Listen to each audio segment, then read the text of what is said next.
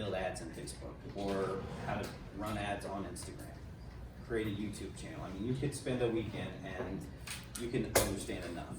It's just most people are lazy and they don't want to put in the time. You want someone to tell them how to do it. Yeah.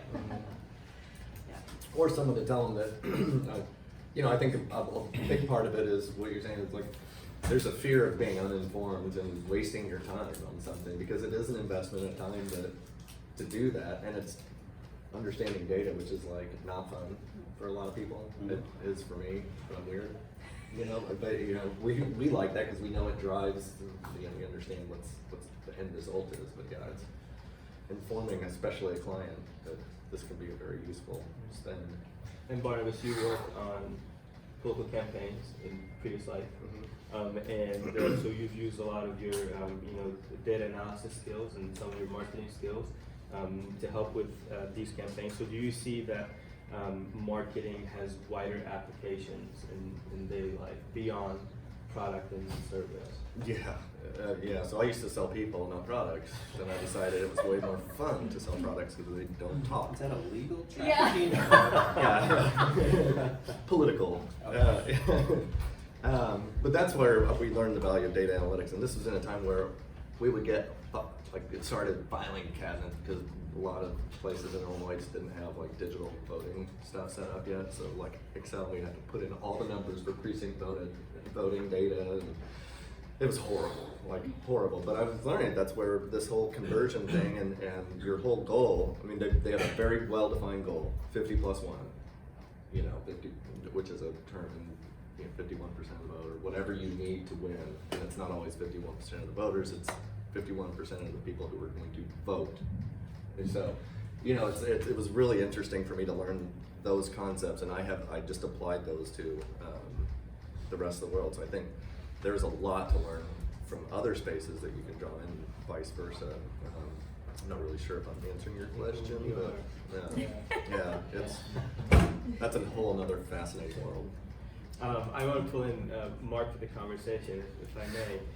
You know, Cafe Maxo has been very successful. You have a big following. You obviously have an excellent product, but beyond the product, how do you get the word out about your business? How do you create the culture that, you know, gets people to want to be part of this place, whether to work here or whether to be customers of this place? I mean, to be honest, the easiest thing was to get people to want to work here. You know, we tried to create a culture that was inclusive and that understood the struggles of what everybody goes through. Whether that's how much you get paid. You know, I know we have a lot of things about minimum wage coming up where it's going to be $15 an hour here in not too long. And that's coming. You know, I mean, it's getting crazy. We've been doing that since '09. So we've been at $15 an hour since '09 with full medical, dental, vision, life insurance. It was one of the things that I thought, okay, how can we get people to stay here? So once we got them to stay here, what do we have, between the two locations, I think it's 24 and a half employees or something like that. We wanted all full-time. The half, he's really a good guy, but he's not that tall.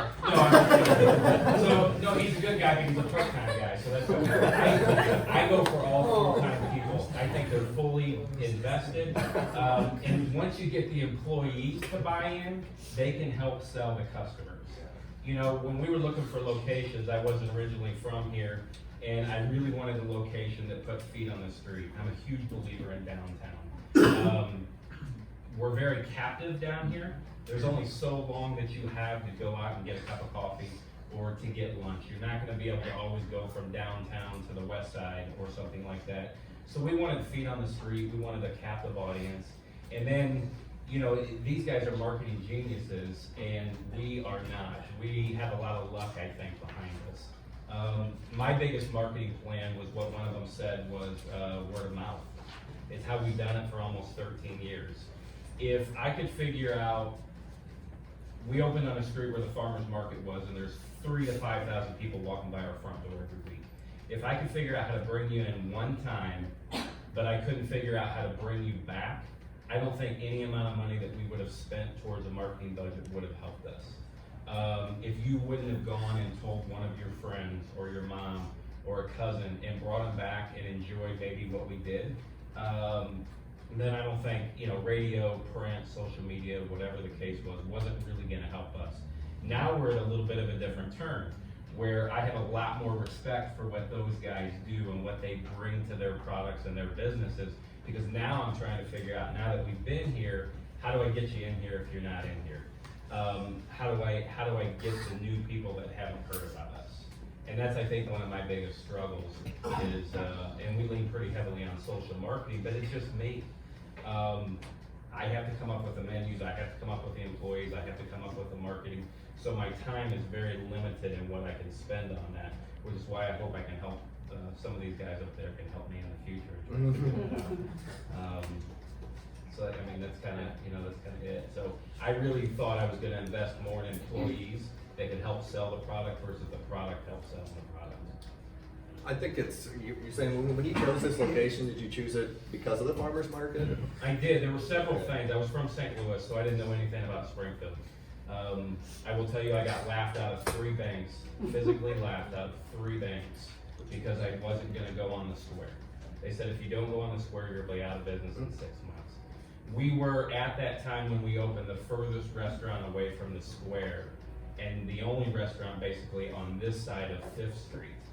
And there were so many people that were, just frankly thought I was a little goofy, but I went around, I came up here from St. Louis probably 200 times over the course of 2 years. And I followed people in how they walked around downtown. I actually had a speed gun, and I would track how fast cars were going, and then I would drive around downtown and try to figure out what lights I could make it through and what lights I got hung up at. And this street right here has the most parking in all of downtown, and it is the slowest street in all of downtown. So if I can get you to see my sign or to stop or something like that, then I thought, well, I can get you to come in, and that was kind of it. That doesn't sound like luck though. That's That's a really cool How thing. many of you guys have been to restaurants that you're like, oh my gosh, that horseshoe was the best, or those French fries were phenomenal, or that sandwich was fantastic, and boom, I mean, they're gone in a year, 2 years, 3 years, 5 years. So there is a good amount of luck into it, but there's a lot of passion too. This is all I've ever wanted to do since I was 4. So this would be a truck driver, because truck drivers get to eat out every meal. So, I mean, honestly, growing up, we had to put on our report cards what we wanted to be when we got older. And I either wanted to be a restaurant owner or a truck driver. So I still didn't buy that truck. Yeah. That's cool. With this, my portion of the questions has ended, so I'm going to open it up to you guys. If you have any questions for the panelists, and Mark. Julian. This kind of a question for everybody. But in your opinion, what's the hardest part about marketing? Is it trying to find your target audience or who to target to, or is it trying to decide how much money you want to spend on each advertising or how much you want to spend as a whole? Like, what in your opinion is the hardest part about it? For me, the hardest part by far is, well, like you said, time. It's figuring out exactly who I'm gonna market to and spend that money, because there are so many options. And right now I've got 2 huge opportunities. One of them isn't proven yet, but it's medical and it's astronomically great, but I have to sell continually. I can't ignore what I'm already selling. So I'm trying to figure out how I can market to these guys to just scrape a little bit of money. So I mean, I guess it's like a budgeting plus going what you know works, I think. So like, I guess, so investigating new market channels, I think is the most challenging part, because you know there's opportunity, but you gotta come up with money for it. In my role as a creative director, I would say fighting for the proper creative. It's like I said, it's subjective. What we like, the art is subjective. I'm predominantly in my mind right now speaking of print ads, because that's something that we always have to go through. But I think what you put out there is so important to who you're also marketing, and so I fight for the creative. Like that's, if you're not speaking to your brand properly, or putting the correct message out there, or to the point of what we've all talked about is targeting the correct person, then you wasted your money from the start. So that's where my focus is 100% on the creative. Everybody else does the other stuff. I don't do that. I'd say very similar. I think that the hardest part is convincing, so let's say you're in charge of marketing for an organization. Convincing the organization that they should spend money in an area that is in alignment with what you're trying, like who your target market is. And usually the owner of that company is not that target market. So convincing them that you need to use these channels when that doesn't appeal to them, that's very challenging because it's hard to market to someone who is not yourself. It's very easy to figure out how to, you guys to market to yourself, but it's very challenging for you to figure out how to market to a 47-year-old female. You're not that person, and so you don't know what their life is like, and it's hard for people to put themselves in other people's shoes and find out what's appealing and convince people to get a budget to do that. Yeah. So back to Barnabas, go out and ask around. Joe? So as Nicole said, marketing is very subjective. So would any of you suggest studying marketing in an academic setting over getting real world experience in marketing? I'm going to speak from my background. I started in electrical engineering, ended up getting a fine arts degree, and yeah, right. So that's kind of what I used to say in the fine art stuff is like, why aren't you guys teaching us marketing? Because like I switched my degree from something I'm going to make a bunch of money at to something I have to market myself, sell myself a lot, and they didn't. And they used to always tell me I was worried too much about money, but you know, I think one of the most valuable things I learned from that process was, again, when you talk to your customer, they're not always going to say the nicest thing to you. They're not gifted, you know, as you may be in the visual or the marketing language. But you've got to be able to, you know, it's a critique, right, of your product, yourself, your baby. Be able to draw what they're saying. If it's like, this thing sucks, dude, why? Why does it suck? Don't take it personally. Just say, what do you think would be better for you, like if it was for you? And then those people that are willing to talk to you are often going to be gold for you down the line. I mean, I've gotten investors from bad product reviews. Like, you know, those people turned around and helped me and everything else. So I really emphasize talking to your customer and learning what you can do to make the product better for them, because ultimately that's what's important. Right? To answer your question, in my opinion, it will only help you, because what you're gonna learn is the terminologies.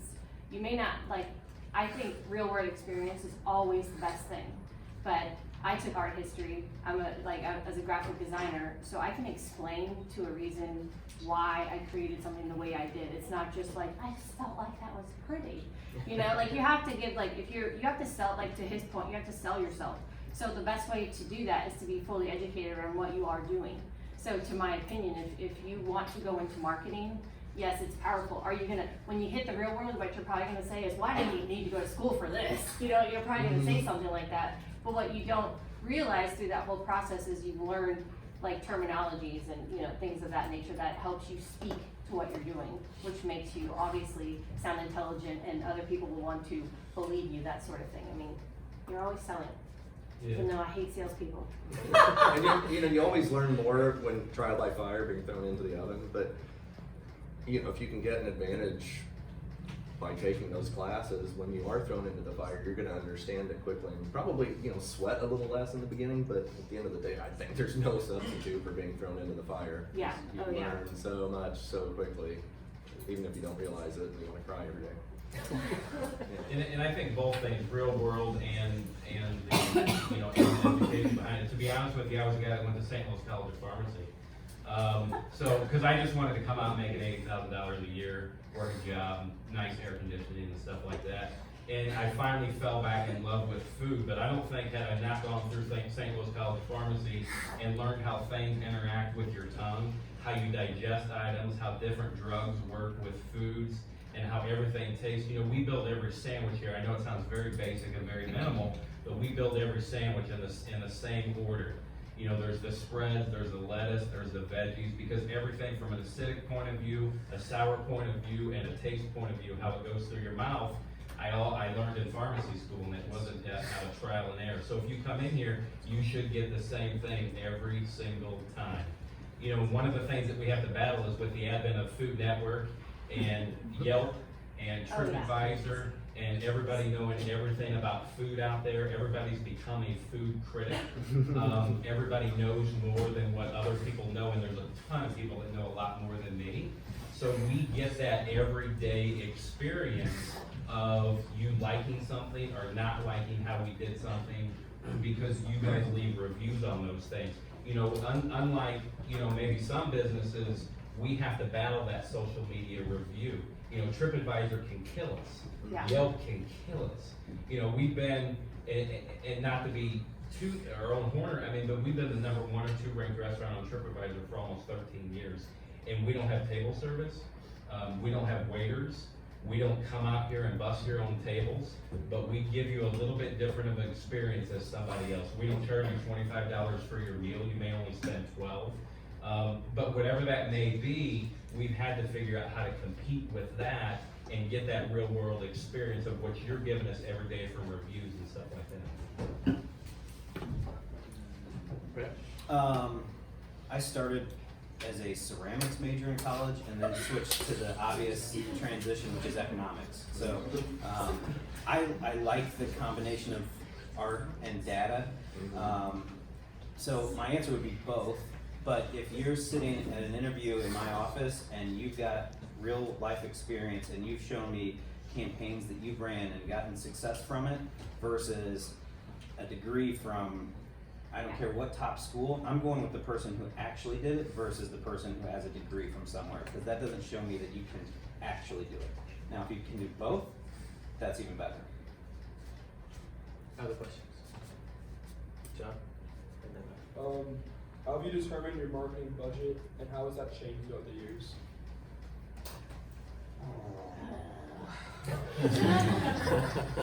You get as much as the company will give you. Yeah. And you fight for twice as much. Yeah. I mean, I've seen statistics. If you look at some companies, will spend 5% of their sales dollars to just kind of maintain. If they want to grow slightly, they'll spend 10% of their revenue. If they want to grow more, they'll do 15%. But if you're a software company, they're spending 60, 70, 80% of their revenue on marketing, like startups or Salesforce.com. Like, they're spending an astronomical amount on their marketing budgets because they're just trying to convert. Like, it depends on what you're trying to do. If you're trying to convert to acquire customers and then sell your company at some point in time because you've acquired this many customers, then you go heavy on marketing. If you're running a 40-year-old company and you want to continue to grow organically, then you're probably going to dial it back. But it really depends, and then it depends on how much the ownership or the people who are giving to the CFO, how much they believe in marketing as well. Yeah. You'll never have enough money Yeah. to do all the marketing you need. And Yeah. it always seems like it's an afterthought too. And this is, I run the budget for my company, and it always seems like, oh my God, why didn't I spend more time really focusing on this? Because it's honestly what drives everything, you know? I mean, the product may be great, but if you don't have a marketing budget, you're screwed. What is the most important skill or attribute that someone would need to be successful in marketing or business in general? Is that like something that you're born with, or something you can learn through education? Like, what's your take on that? It's a good question. Well, in my, because I wear so many different hats, I think tenacity is a big word, not giving up on it, because it's easy to get lost in the weeds, right? And when you're overwhelmed with stuff. So I think one of the most important things is just being able to, organization is a huge thing, but just making sure you've got that tenacity to keep accomplishing things every single day, even if you don't see the reward in the end. So I really, beyond that, you obviously have to have creativity and the ability to digest numbers and data. But I think that is the main quality, is like tenacity in the startup world. So. And Toastmasters last week, tenacity was the word of the day. Oh, was it? And he There hit we it go. 3 times, didn't he? He said it 3 times. Yeah. That's awesome. What do you guys think? I would build on that only because, but from a standpoint of fighting for the creatives, it's apparently something I do often. Mhm. So it's because once again, I'll say it again, it's subjective, so you're selling your idea. So to me, that's the hardest thing. If you truly believe in something, then you have to have all your ducks in a row about why and what your research is and that sort of thing, so you can be prepared for any sort of conversation around that, so you can say why you feel like this is the best creative or the best spend for the company or something of that nature. I'm just thinking about the problems that we have at our office, and they would all be solved by better communication. And so if you can communicate with others and relate with others and show empathy, and I would say if you have that skill, that solves a lot of problems, and I think that you'll be more valued because you're the one who can bring everybody together, or you're the one who can communicate your idea better to internally or to the client. If you're the accountant, you can talk to a salesperson, who those worlds don't always mix well, or customer service to sales. Nobody mixes well with sales. So like if you can bridge that with good communication skills, I think, and being able to communicate to all different generations and parts of the world, I think I would take that every day. Other questions? Can you guys explain how the conversion rate works for ads? Conversion rate works, okay, so when you start an ad, you have a goal, right? You don't just put up an ad and say, okay, this is it, but a specific goal. So if my goal is get them to click on the ad so that they go to the website, and at the end of the day, the conversion would be clicking on the ad. So if I'm able to convert the customer, so if I get 1 out of 10 customers to click on the ad, then my conversion rate is 10%. Does that make sense? Yeah. So if often on an ad you have a couple of conversion rates, right? The one for clicking on the ad, and then when they're on the site, will they purchase it? So there's another conversion rate there you have to do. And really your numbers get big, and it matters so much, those tiny little incremental changes. Like a 1% conversion rate can mean a lot more purchases. So, additional 1%. Do you think a lot of companies today like suffer from marketing that's ineffective and like not doing the research? Yes. Period. Yeah. You can always improve it. Yeah, I think you can always improve it, and I don't think that it just has to stop at selling products. We're working with companies who are they're basically using their marketing budget to attract talent. They have to go fight, like an accounting firm, they have to go fight the big four for attracting people to come work there. And so they're using their marketing budget to make their company look more appealing to attract talent to come to their exhibit at the hiring fair at U of I. And so using better tactics to get more people to the booth that's a marketing issue, and I think people aren't doing that well. So marketing can go in so many different directions, but yeah, I mean, I haven't found a issue within a company that isn't somehow tied to marketing.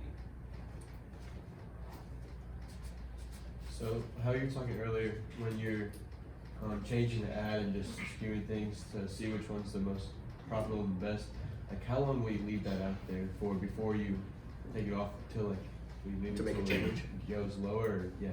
So my rule of thumb is 1,000 impressions. That's a statistically relevant number, right? So when you get to 1,000, then you can consider that that's a pretty good population to make a judgment on that number. If it's like 100 people, you don't know, you know. So let each ad, when they hit 1,000 impressions, and you know, and that can be depending on. So for me, when I A/B test, it's about a $100 budget over a week, and I'll do 5, right? And it's a sample audience that I know I'm going to hit 1,000 this day, make a change. 1,000 impressions the next day, make a change. So, yeah. Would you guys say it's important to have a bit of a background in statistics when analyzing advertising? I didn't, but I have, you know, I went back to school to learn some stuff about it, or I take online classes, and you can, the numbers start to present themselves, and you know, when you start doing it, they start to make themselves known to you, and you want to learn more about them, right? You're like, oh, I see why that's working. So you can kind of, yeah, it helps a lot, but I think you can kind of learn that on the fly too, because you start understanding that this one's working better, why, and then, you know. I mean, if that's something you wanna go into though, if you're a numbers person and that's what you wanna do and you like that as a marketing aspect, then, but I didn't obviously. Yeah, I mean, I think that I've seen two types of marketing professionals. Ones that are just very emotionally driven and they go with what their gut tells them and how it makes them feel. And then there's like the quantitative marketer who will not make an action until they have all of this data to then take one step forward. So if you're going down that path and you like that aspect, then yeah, I think that the numbers are important. You're always gonna have to prove your results to someone, whether it's yourself or you know, the CEO, the CFO, you're always gonna have to prove that. So if you've got the ability to work with those numbers and show the correlation to your spending to the results, that's gonna be to your benefit. What are some marketing mistakes you guys made? All of them.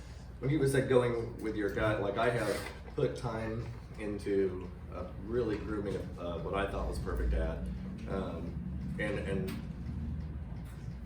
run it, but again, A/B tested and tweaked it to the perfect ad.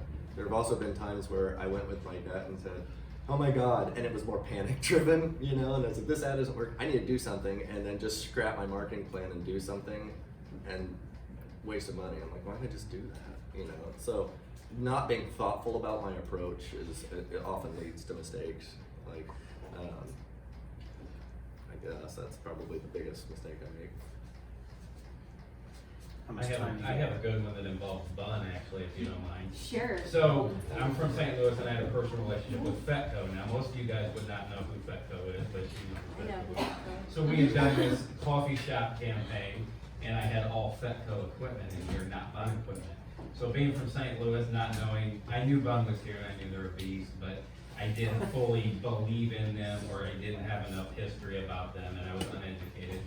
And I got more negative reviews about not using a hometown product in showing how you make a latte that I think within a week we had switched over to all Bun equipment and everything like that. And so that was a marketing mistake. And it was just as small as showing how to make a latte and do a little flour on top, you know, just something for fun. But it was a marketing snafu that I did, yeah. And I'm gonna quit. I like that story. Yeah. We screw up a lot of stuff, or at least I have. Not using the right like terminology. I guess this is one that we've seen. We had an ag company that we were working with, and the first round of proofs before it went to the customer, the designer had used like crops that grew on the East Coast. They were trying to sell planting, but they had a combine in there, and if anybody knows anything, like that's the opposite thing to showing it. So like they just had the wrong context to, I guess going back to good creative, like if you're not in tune with the client's product, that could have been a massive problem. Yeah. I wanna say a specific, since you guys are mentioning, so with digital campaigns, it's so much easier because you can just press click. But I now emphasize to people I train, like, just look over everything one more time before you press click. Because I had an incident when I was doing political stuff, and it was an African American candidate, female from Chicago, and I'd set everything up. This is several $1,000 campaign, right? And we did all this stuff, and then Facebook pops up, hey, you didn't do this. I'm like, oh, okay. They're like, because it's changing all the time. That platform changes like weekly. Yeah, so you're always like, what the hell? And I did it, and then okay, I did everything, press click, and it had reset my audience, and it sent it all over the US. This very localized, targeted thing, which is supposed to be in a district in Chicago, went all over the place. And it was, maybe 1 hour it went on, but like rural places in Ohio, it was gross. Like the comments and everything, it was like, what the heck? You know, you really get to see the cross section, but big mistake. Like, oh my god. So Double check. always double check. Always double check before you post submit. Okay. So with how social media is right now, like Facebook, like you said, you use it a lot and it gives you like the data instantly back. But like you said, you do print ads and other avenues to market. Is it a lot harder to like analyze the data you get from that? A lot harder to do testing and stuff like that. Like how do you work around that? You gotta pay for that, but we do, we'll do, ad studies, so basically some magazines, print, companies, they'll do ad studies, and then they pull an audience that looked at the magazine, and then they ask all these different questions, and then whether or not they recognized your brand, and what do they recognize about it, and that sort of thing, and, so that's honestly our only way. Outside of that, the other way is where you do a custom URL on the page, but that means they would have to actually go to that URL to know whether or not they actually, that's an action. But that's another way to see if that was resonating, with the audience. But and then you wait. Like, I think we ran an ad in February, and we just got an ad study back that we won an award on, but and that's one that we did without the sales input, just FYI. So, and I was sure to tell my CEO that, but it was just one of those things where we placed the ad in February, and I don't think we got the feedback on it until in May, so it's like, that's the other thing too. I think sometimes people when you're doing the marketing for your company, at least, you're like, God, I feel like I just said this, but like, there's so many people who haven't read it, so you have to be persistent and consistent in what you're saying and what you're putting out there. So my point on that is, if you did an ad in February and you're not sure, and you don't get the results till May, my recommendation is to continue running it, until you get, the money's there and all that good stuff, but, Any last questions? Yeah. I've heard both, but would you guys market more qualitatively or quantitatively? Which it can be different for different markets or different places in the company's timeline. So, what would you say? what's different for you? We do it based off what the client wants, and so if they, depending on which way they go, we kind of adapt our approach a little bit. So I don't know that I can give you I like the data. I like to be able to track the results back to sales or whatever we're trying to accomplish, and be able to prove our worth and value. So I always want to skew to that, but it's going to depend on who's running the show, for us at least. Yeah, that's the same here. In an ideal world, you'd want two minds, like, in my opinion, where, that you have a balance of both of those. I'm strictly emotional. I'll just, creative, emotional, whatever. But, you're quantitative, so. Well, yeah. No, it's Yeah. a lot of that. Oh, and yeah, marketing, this is my favorite quote. We use it, not really good for you, but it's all liquor and guesswork. Yeah. So That's what we use that button. I do have to have both minds going. So for my stuff that I know is selling right now on Amazon, it's all quantitative numbers. It's all numbers, trying to improve that efficiency. But with attacking this new market, the medical, and I have a different customer, and I can't necessarily hit them digitally. It's purchasing people in spinal cord injury rehabilitation hospitals. So we're doing a different box, and we're doing a Puck Medical specific, and it's extremely creative. It's a little white box that you open up, and it has a nice little video on it, embedded into it. It's not cheap, with the puck inside, and you open it up, and it shows you this video about how it's been used with people with spinal cord injuries. So that is going to have to be pure creative, and I'm really trying to make sure that, because it's going to be like $100 per unit to ship these out to specific individuals. So that one, it definitely has to be creative. But the other side that I know is selling, I just am trying to refine those numbers as much as possible. This has all been great stuff, and with that, our panel comes to a conclusion. Thank you so much for your time.